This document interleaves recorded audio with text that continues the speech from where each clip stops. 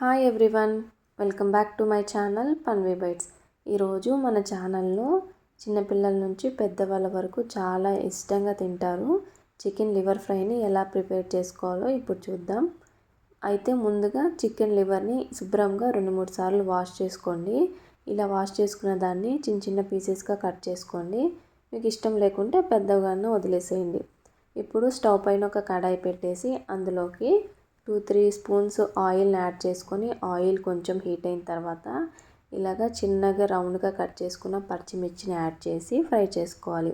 ఒక medium size onion ఒకటి cut చేసుకొని ఇందులోకి ఆయిల్లోకి వేసుకొని బాగా ఫ్రై చేసుకోవాలి.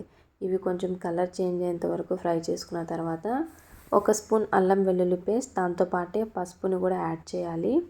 ఇప్పుడు ఒకసారి కలుపుకున్న తర్వాత ఈ అల్లం వెల్లుల్లి పేస్ట్ అనేది పచ్చి వాసన పోయేంత వరకు ఫ్రై చేసుకోవాలి, లేకుంటే మనకి స్మెల్ వస్తుంది. మనం ముందుగానే కట్ చేసి పెట్టుకున్న ఈ లివర్ని ఈ అల్లం వెల్లుల్లి పేస్ట్ ఆనియన్లో వేసి ఒకసారి బాగా కలుపుకోవాలి. ఇలా కలుపుకున్న తర్వాత మీడియం ఫ్లేమ్లో నుంచి హై ఫ్లేమ్లోకి పెట్టేసి ఒక 2 నిమిషాలు ఫ్రై చేసుకున్న తర్వాత ఫ్లేమ్ని మీడియంలోకి టర్న్ చేసేసి ఒక 2 నిమిషాలు వదిలేయాలి. ఇప్పుడు ఇందులో నుంచి వాటర్ అయితే రిలీజ్ అవుతాయి. ఇది డ్రైన్ అయిన తర్వాత కొంచెం సాల్ట్ యాడ్ చేసుకొని మరొకసారి కలుపుకొని మూత పెట్టేసి ఒక 3 నిమిషాలు ఉడికించుకోండి. ఇప్పుడు మూత తీసేస్తే ఇందులో నుంచి వాటర్ ఫుల్గా డ్రైన్ అయిపోతాయి. ఈ స్టేజ్లో ఉన్నప్పుడు ఇప్పుడు ఇందులోకి మనం టేస్ట్కి సరిపడా కొంచెం ధనియాల పొడిని యాడ్ చేసుకోండి. దాంతోపాటే కొంచెం కారాన్ని కూడా యాడ్ చేసుకోండి. ఇప్పుడు ఈ రెండింటిని కూడా మంచిగా ఈ లివర్లోకి పట్టేలాగా మంచిగా మిక్స్ చేసుకోవాలి.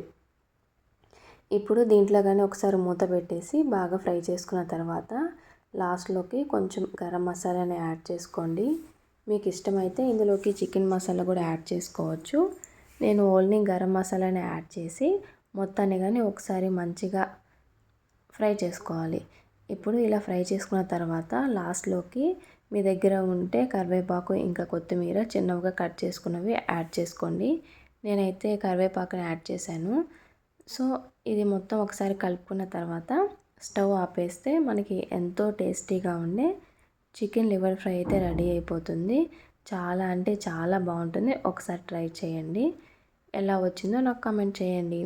ఈ వీడియో కనుక మీకు నచ్చినట్లయితే లైక్ చేయండి. నా ఛానల్ని ఫస్ట్ టైం చూసినట్లయితే సబ్స్క్రైబ్ చేయండి. Thank you.